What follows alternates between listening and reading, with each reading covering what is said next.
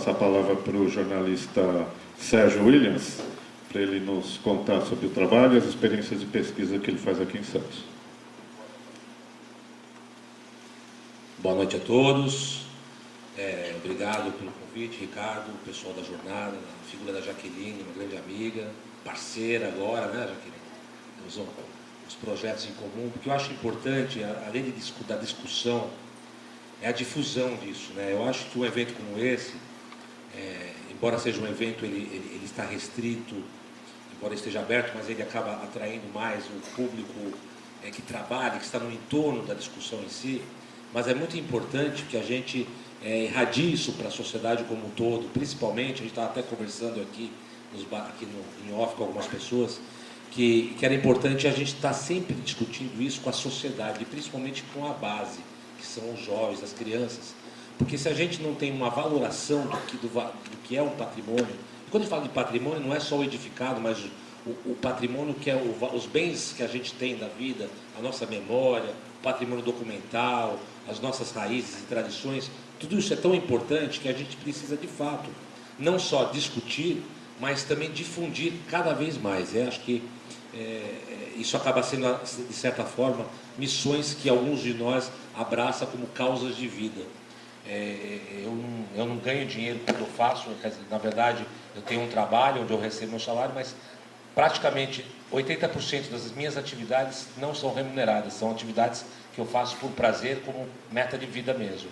E eu acho que é muito importante que a gente esteja aqui discutindo a questão do patrimônio, mas todas as questões e todas as outras vertentes de patrimônio. Eu espero, embora não seja da área da arquitetura, né, não seja desse métier, mas eu me arrisco bastante a dar meus palpites, né, principalmente no ambiente do Condepaz, eu não sou membro já há algum tempo. A gente tem uma visão diferenciada que eu acho que ela vai além, né, da visão só técnica, que é uma visão também do valor sentimental, histórico, que a gente acaba passando por ter a vivência e por saber das histórias da cidade ou das histórias da ambiência onde nós trabalhamos. Então eu espero poder estar aqui contribuindo de alguma forma com esse debate, que eu acho que é bastante importante. Obrigado.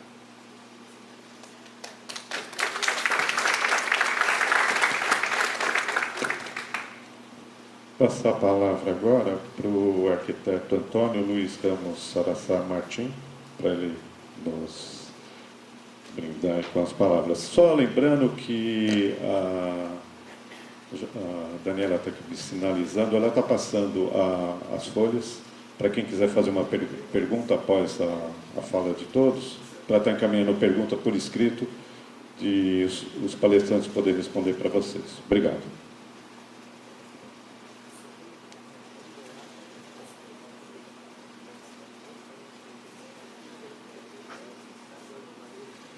Bom, só para deixar anotado, adoro arquitetos. Meu irmão é arquiteto, é empresa de arquitetura, mas eu não sou arquiteto, tá? Até pedi para ajustar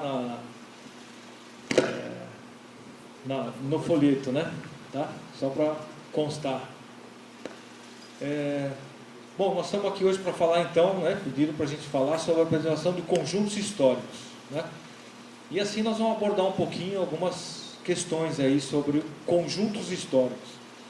O que é, como é que está, o que a gente pode fazer por isso, tá? Aqui acho que eu tenho um controle aqui, né? Isso aqui a gente aponta para a tela. Aqui.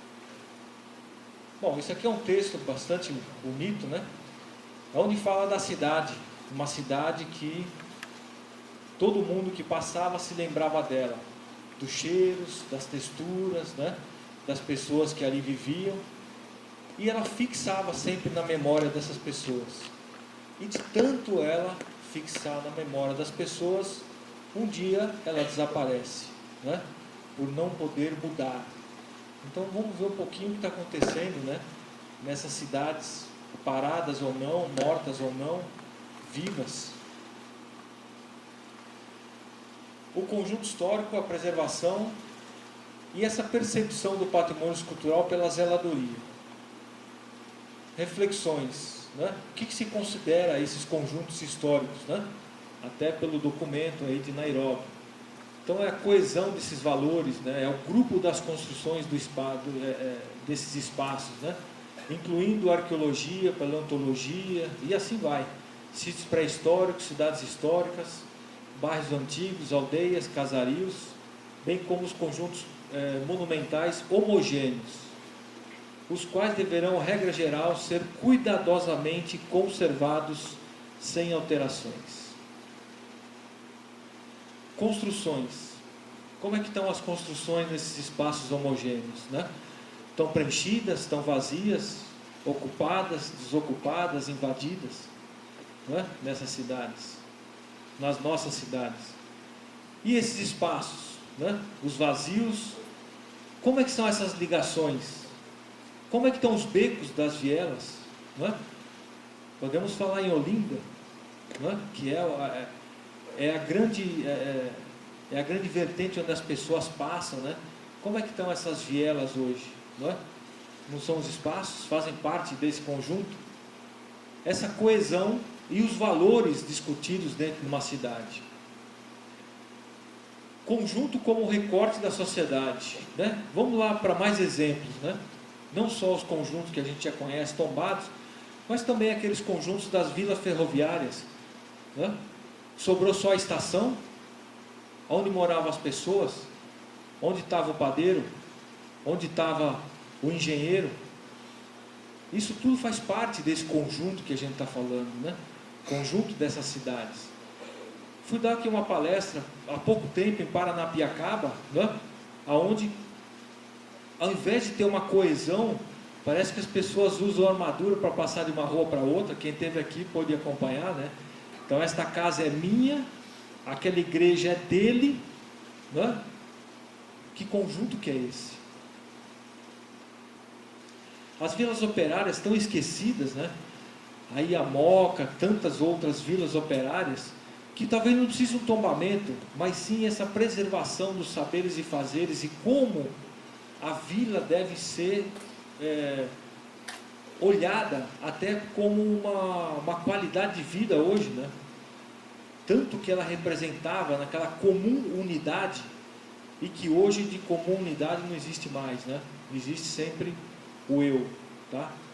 Então aqui vocês chamaram hoje, sabe que a reflexão é para a gente colocar um ponto de interrogação. Se a gente sair daqui incomodando vocês, ótimo, eu fiz o meu papel. Os quilombos, né? Para onde essa cultura aí foi se resguardar, né? Os próprios sítios históricos, como é que estão esses sítios históricos hoje? E os bairros memorando essa imigração? Nós estamos trabalhando em vários deles, e aí a gente se assusta cada vez mais que esses conjuntos históricos estão ficando banguelas, né? Está perdendo esses espaços, e você não tem mais a ideia da cidade. A cidade já não conta mais esse convívio social. Onde estão as pessoas? Para que elas serviam? O padeiro tinha sua função, o sapateiro tinha sua função, né? Só que a casa deles não estão no sítio histórico. Quem pagava o imposto, aonde a prefeitura é tombada, não é isso? Quem ia lá na igreja, hoje você vê ali alguns eleitos, né? A prefeitura conservada, a igreja preservada e aquela casinha no meio ali quase que querendo, né, que seja retirada para construir um estacionamento. E aí vem os desusos, o abandono e as ocupações. Qual é o conjunto a ser preservado? Como ele é? Qual é a técnica construtiva? Os formatos, os tipos de edificação, para que foram construídos, não é? Isso tudo está sendo levado em consideração hoje como levantamento desses conjuntos. Olha para vocês aqui na universidade, o quanto que não tem ainda nesses remanescentes para serem estudados, né? E para serem conservados. Não só o valor arquitetônico, o valor material, mas esse valor também que faz parte da atribuição do patrimônio histórico. Valor afetivo, amor à cidade, amor àquela relação de vida que existia naquela cidade, tá? Não podemos esquecer quando a gente fala em conjuntos históricos. Esse conjunto histórico está sob um domo não é? Que na verdade é essa relação de afetividade. A gente pode falar sim que é amor ao patrimônio, não é? E lembrar muito que o tombamento é um ato administrativo do reconhecimento da sociedade de um determinado bem. Então, o mais importante do patrimônio histórico não são as coisas, são as pessoas. As pessoas atribuem esse bem, tá? E esse conjunto, né, que eu falei agora, essa afetividade, essa efetivamente homogêneo, quer dizer, o que é que se está falando desse conjunto? O conjunto hoje está descaracterizado ou está em bom estado de preservação? Provocações, né? E por que assim o está? A atribuição de valor tem um trabalho sistemático e ostensivo para se trabalhar as atribuições dos valores, aquelas atribuições onde Mário de Andrade e Rodrigo Melo Franco, nas suas primeiras cartas, diziam: para que vamos tombar essa cidade? Vamos tombar pelos amores das pessoas. Está sendo levado em consideração isso hoje? Né? Os tombamentos hoje, como é que eles estão sendo vistos? Como é que está tendo essa relação? O histórico, estético, cultural, científico, o quanto que a gente não aprende estudando e tendo respeito a um conjunto, né? Não só a uma casa, mas esse conjunto, essa leitura. Quais são os valores pessoais e os valores coletivos, né? É o que nós estamos falando. Como é que funcionava? Quais são os documentos? Você estava falando agora há pouco aqui, né, de alguns documentos que mostram como é que funcionava aquela vila em determinado período. Se às vezes você não estuda isso, você acaba perdendo elementos de construção, né, sobre essas importâncias. O conjunto tombado, né, quer dizer, qual é, o que ele vai abarcar? Tem instrumento de gestão efetivo, né, esses conjuntos? Tem um comitê ali gestor, quem que cuida disso, né, quem que gerencia esse comando dessas cidades ou desses conjuntos históricos? Como é a relação dos órgãos de preservação com o conjunto? Aqui eu posso falar porque eu trabalho junto com o IPHAN, não sou do IPHAN, mas trabalho, né, eu e o Luiz Fernando aqui, parceiros de muito tempo, tantos programas que foram instituídos, né? Mas como é que está? Como é essa relação dos órgãos de preservação com a sociedade? Está bem? Está um diálogo fácil? Ou está uma contenda, né? E essa comunicação e articulação dos órgãos com essa gestão municipal e a sociedade civil? O que falar então na relação do próprio desenvolvimento humano? O que está trazendo você integrar e morar dentro de um sítio histórico? Está te trazendo uma relação de benefício humano, econômico, sustentável? E aí vai. E quanto ao sentimento da cidade? Está tão questionador que até as paredes estão tremendo. Bom, a imagem do conjunto, né? O que ela deixa? Tá? Vamos falar um pouquinho sobre essa relação do conjunto. Isso aqui é um dos exemplos. Estou muito perto aqui do... Oi? Não é aqui? Bom. Santana do Parnaíba. Fizemos um trabalho a partir da igreja, tá? Então, estudando a igreja, depois a gente fez um trabalho, quer dizer, antes a gente tinha feito trabalho do próprio... na restauração do museu. E a gente vê lá que é tudo muito... é meu. Quer dizer, é o meu sobrado, é a minha igreja, né? E você não vê essa relação de conjunto. O porquê que essa casa está de um jeito e a outra e a outra. E aí com o nosso amigo Vitor Hugo Mori também, junto com o Júlio Abe, a gente começou a entender essa estratigrafia da própria cidade, o que rendeu aí um estudo bem